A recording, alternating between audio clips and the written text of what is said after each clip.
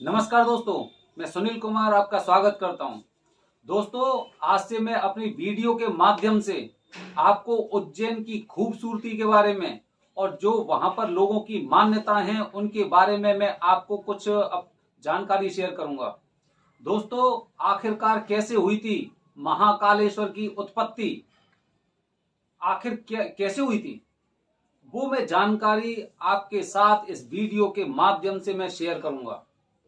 तो चलो दोस्तों, टॉपिक पे आते हैं। कैसे हुई थी महाकालेश्वर की उत्पत्ति। दोस्तों, महाकालेश्वर आपको पता है मध्य प्रदेश की जो पहले की राजधानी थी उज्जैन। उज्जैन में महाकालेश्वर महादेव का जो ज्योतिर्लिंग है वो स्थापित है। महाकालेश्वर उज्जैन में है और उज्जैन का पुराना नाम है अवंतिका नगरी।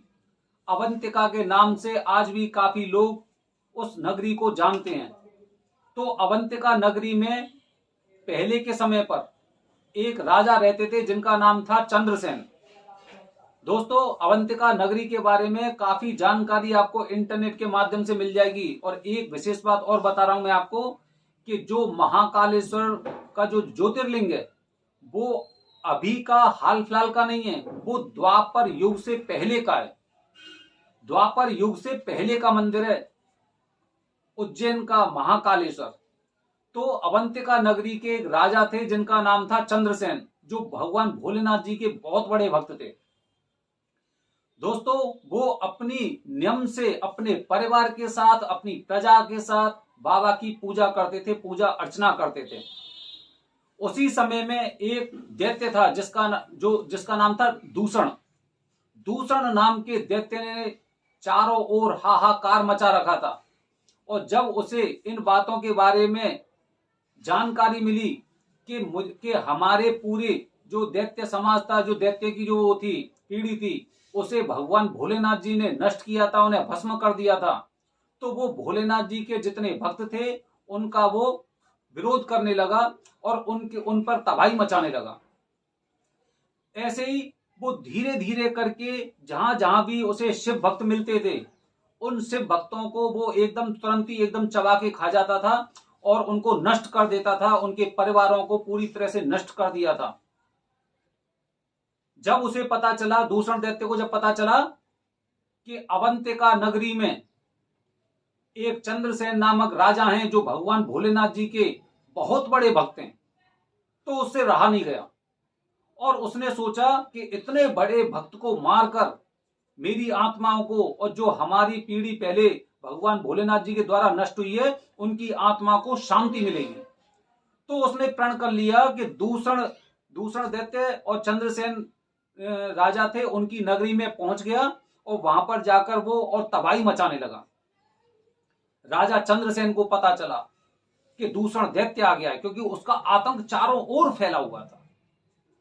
राजा चंद्रसेन को पता चला कि दूषण दैत्य यहां पर आ चुका है और उसने सोचा कि अब तो ये तबाह करके ही मानेगा। लेकिन कहते ना, भक्ति में शक्ति। उसे अपनी भक्ति पर, बाबा भोलेनाथ जी पर अटूट विश्वास था, तभी तो वो परम भक्त था। इतना विश्वास था क्योंकि उसने सोच लिया अगर मेरे प्राण जाएंगे तो वो इसी जगह जाएंगे, अन्यथा मैं यहां से भाग के नहीं जाऊंगा।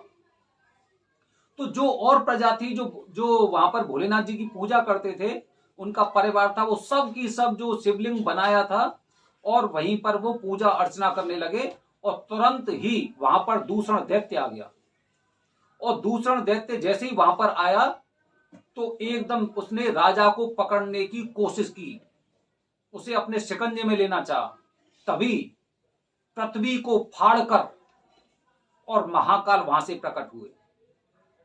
पृथ्वी को फाड़कर, आपको पता है जो शिवलिंग है, शिवलिंग के पास से ही कर्क रेखा गुजरती है, जो नाभि बोलते हैं उसे, हमारे इस पृथ्वी की नाभि बोलते हैं, जहां पर शिवलिंग स्थित है।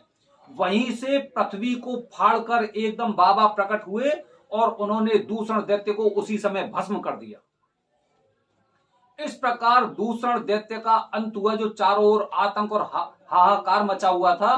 दूषण दैत्य के नष्ट होते ही सभी पूरे पूरे क्षेत्र में पूरी प्रजा भगवान भोलेनाथ जी की भक्ति में डूब गई। लेकिन जब वो वहां से प्रस्थान करने की कोशिश करने लगे तो चारों ओर जितने श्रद्धालु थे वो हाथ जोड़कर उनकी विनती और प्रार्थना करने लगे कि भोलेनाथ, जिस तरह से आपने दूषण दैत्य से हमारी रक्षा की है, आपका नाम महाकाल हो, क्योंकि आपने जो काल था, जो इस पूरी पृथ्वी का काल हम लोगों को प्रतीत हो रहा था, उससे आपने हमें छुटकारा दिलाया है, इसलिए आप महाकाल के नाम से यहां पर ही स्थित रहें हमेशा के लिए। तो दोस्तों, जब पूरी प्रजा ने और राजा चंद्रसेन के परिवार ने जब उनसे विनती की तो भगवान भोलेनाथ जी ने उनकी प्रार्थना को स्वीकार कर लिया और फिर उसके बाद वो शिवलिंग में ही समाहित हो गए। शिवलिंग, ज्योतिर्लिंग, शिवलिंग और ज्योतिर्लिंग में काफी अंतर होते हैं, लेकिन ज्योतिर्लिंग वो हैं जिसमें भगवान भोलेनाथ जी अपने पूर्ण अंश से आज भी विराजमान है। और आपने एक चीज और सुनी होगी, आकाशे तारक लिंगम पाताले हाटकेश्वरम मृत्युलोके महाकालम त्रियम लिंगम नमस्तुते। भगवान भोलेनाथ जी के तीन शिवलिंग, आकाश में तारक लिंगम, पाताले हाटकेश्वरम, पाताल में हाटकेश्वर बाबा की पूजा होती है। और मृत्युलोक जिसमें हम लोग जी रहे हैं, केवल भारत देश ही नहीं बल्कि पूरी दुनिया मृत्युलोक है, जहां पर इंसान, जीव, जानवर जन्म ले रहे हैं और फिर अंत में वो मृत्यु को प्राप्त होते हैं। मृत्युलोके महाकालम, मृत्युलोक में महाकाल की ही पूजा होती है। इसीलिए जो भी इंसान मृत्युलोक में जन्म लेता है उसे महाकाल की पूजा अवश्य करनी चाहिए, उनके दर्शन करने चाहिए। अगर आपने अपनी जिंदगी में महाकाल के दर्शन नहीं किए हैं तो आपका जीवन धन्य नहीं है। आपका जीवन उसी लाइन में चलता रहेगा, उसमें जैसे माला होती है, माला की तरह, और आपका जीवन चलता रहेगा, उसे मुक्ति नहीं मिली है। तो दोस्तों, महाकाल की पूजा कैसे हुई, महाकाल कैसे प्रकट हुए और कैसे ज्योतिर्लिंग की स्थापना हुई, मैंने ये जानकारी आपके साथ शेयर की है। इसीलिए आप अपनी जिंदगी में कम से कम एक बार महाकाल के दर्शन करने अवश्य जाएं। महाकालेश्वर से जुड़ी और भी बातें मैं आपके साथ अपने वीडियो के माध्यम से शेयर करूंगा। तो दोस्तों, इस तरह से महाकाल की उत्पत्ति हुई थी और आपको पता है वहां पर भस्म से पूजा होती है, वहां पर भांग से पूजा होती है शिवलिंग की। वो सारी बातें, आखिर कौन सी वजह है जिसकी वजह से एक राजा उज्जैन में रात नहीं बिताता है, ऐसी बहुत सी चीजें हैं जो मैं आपके साथ अपने वीडियो के माध्यम से शेयर करूंगा। ये मैंने आज आपको बताया है महाकाल की उत्पत्ति कैसी हुई। विशेष बात बता रहा हूं मैं आपको, महाकाल का जो ज्योतिर्लिंग है वो आज का नहीं है, वो द्वापर युग से पहले का है। तो दोस्तों, हमारे वीडियो के साथ, हमारे चैनल के साथ जुड़े रहिए। मैं आपको आने वाले वीडियो के माध्यम से महाकाल ज्योतिर्लिंग के बारे में, उज्जैन के बारे में मैं आपको बहुत जानकारी आने वाले वीडियो के साथ शेयर करूंगा। दोस्तों,